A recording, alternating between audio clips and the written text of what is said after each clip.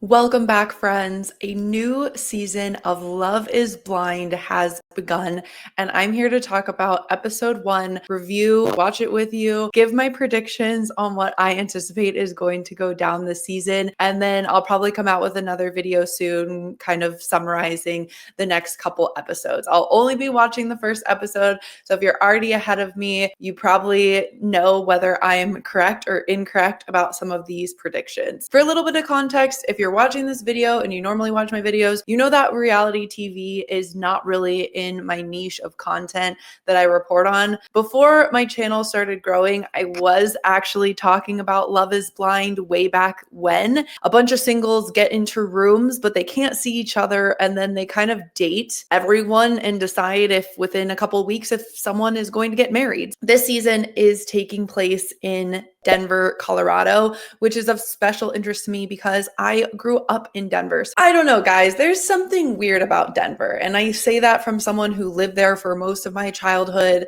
Denver is a weird place. Colorado in general, but it's a weird city. I don't know how to explain it. It's a very interesting mix and group of people and kind of interests. And yeah, so what do I expect from this season? I do expect more craziness. I do expect more drama, whether that's the people in Denver or the producers, because last season was so boring in Milwaukee or Minneapolis or wherever the F they were in this country. It was so freaking boring. Netflix released all of the people involved in this. Couple people stood out to me. So we have Allie, who is really cute. I can't tell if she's going to be like a sweetheart or a sweetheart who's also insane. Also, this other person, Anastasia, I just have to talk about the bio here really quickly. Don't be fooled by Anastasia's dachshund tattoo, like wiener dog. It doesn't mean she has a dog. It actually symbolizes all the hot dogs she's eaten on trips to Chicago.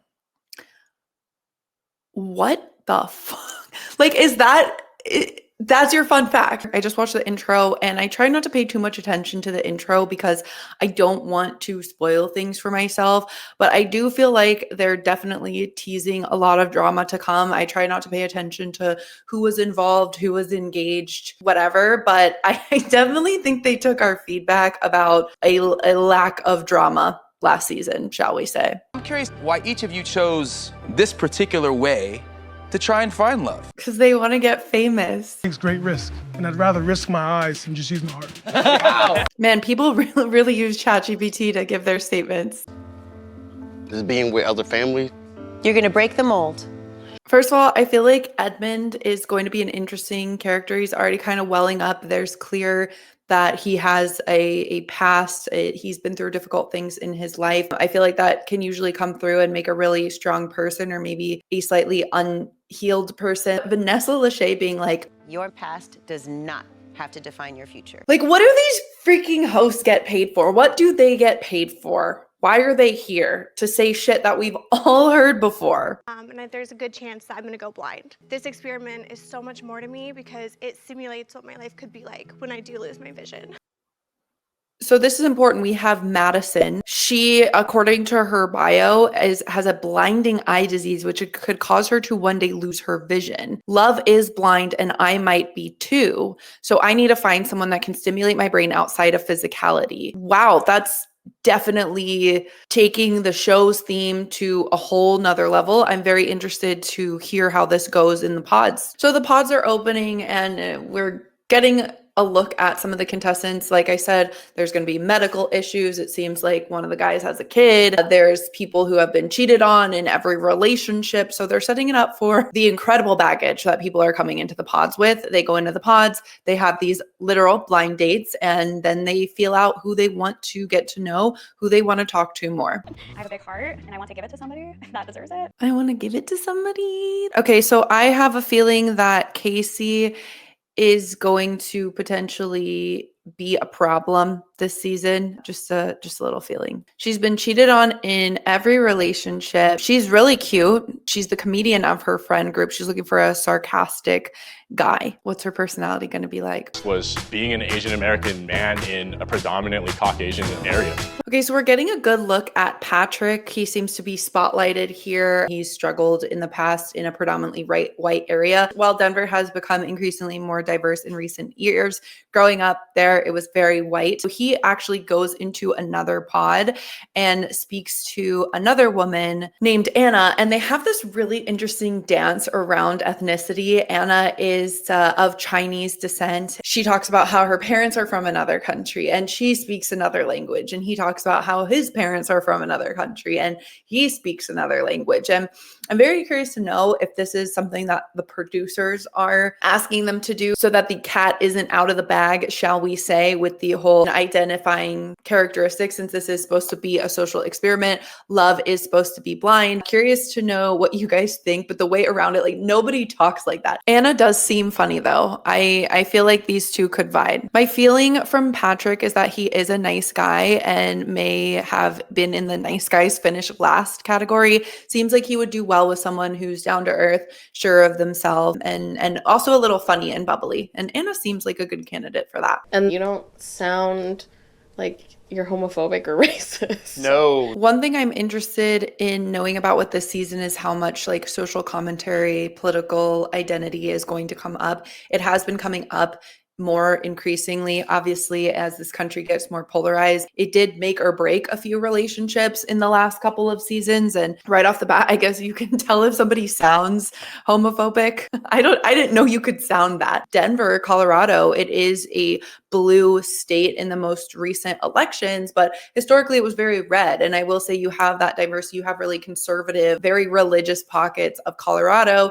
You have more liberal and progressive pockets of Colorado as well. Hey, beautiful. Oh, hi. Mike's a player. I'm calling it right now. I am calling it right now. Mike is a player. He's just opened his mouth and Mike is a player. Mike is a real estate investor and he's talking to this girl called Sparkle Megan, which I just think that's so dumb. Sparkle Megan is going to be our main girl boss of the season. It seems like guys are intimidated by her because of her level of success and her car, apparently. If you bedazzle out a Kia emblem, I'm Not a Kia. Oh, what's wrong with Kia? I have a Kia. I did not. Then we get Jordan in here who has a child. And I really appreciate the fact that he's very upfront in talking about the fact that he is a father. He is a single dad. We've seen how that goes in other seasons where somebody hides that and waits until the time is right. And in my opinion, I just don't think that is fair. I think that whether you're a man or woman, if someone's going to create a connection with you, they are signing up to potentially be a step parent. Like, you gotta tell them. You have to tell them that. Maybe they'll write you off right away. And yeah, that sucks. But sorry, you should be honest with people. So Jordan is honest. He kind of seems like the antithesis to Sparkle Megan. He seems like a good dad. I get good egg vibes from Jordan. And where Megan is sparkly and drives a nice car, he's kind of humble and drives a Kia. So I don't think they'll work out. I haven't really found somebody that has matched my ambition and my drive. Okay, so we have this girl called Allie. She's from Brazil. I immediately was like, okay, I feel like she could be one of the crazy ones. And she immediately hits it off with this guy, Anton, and he's calling her babe. And they seem to be really vibing. They have a lot in common. His family is Russian, Ukrainian. Her family is Brazilian. They've both had their challenges in life, both had to learn English as kids, and they seem to really vibe. I feel my prediction for them is they're going to love bomb each other, get really close really fast, or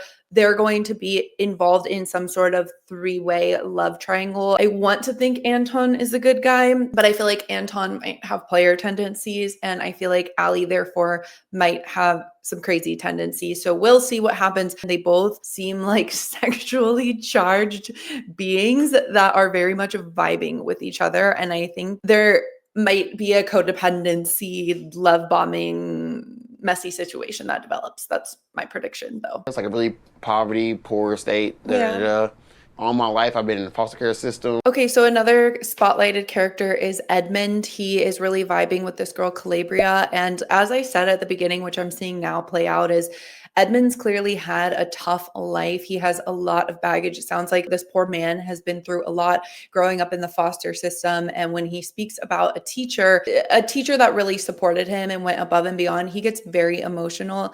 Calabria seems like a sweetheart. Like, she's very understanding. This is like the second time that we've seen Edmund cry or become emotional in this. And that just speaks to the scale of what he's been through. And obviously it sounds like he's had a heartbreaking life and childhood. And I hope that this situation, Love is Blind, will be a good experience for him and not potentially overwhelming or triggering experience for him. He seems like a great guy, sweet and comedic. He's got great style, but I'm kind of watching this to hope that all goes well here. And I could see this going really well where he and Calabria will just like hit it off and become like how there's always like a safe, boring couple. That might be them. It might not. I don't know enough yet to say either way. Once, but Just once though, right?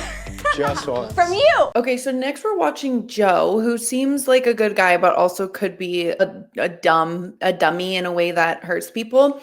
Talking with Madison, who's the girl with the eye issues, and she talks about how her favorite karaoke song is Fergalicious, and he's doesn't know that song. Is she gonna bring up the eye thing? Maybe that comes later. I don't know. Okay, I don't know. They're kind of boring to me. Okay, so she didn't talk about the eye thing. Oh, me too. In elementary school, yeah. So this is just a flashback? So this is just a flashback, a montage, if you will. They're showing a montage between Anton and Allie. So I assume that things are about to get serious. I don't know why. I guess maybe because their conversations have been so boring, or maybe because they don't want to talk to anyone else. They're showing their relationship via montage. Let's watch. I love you.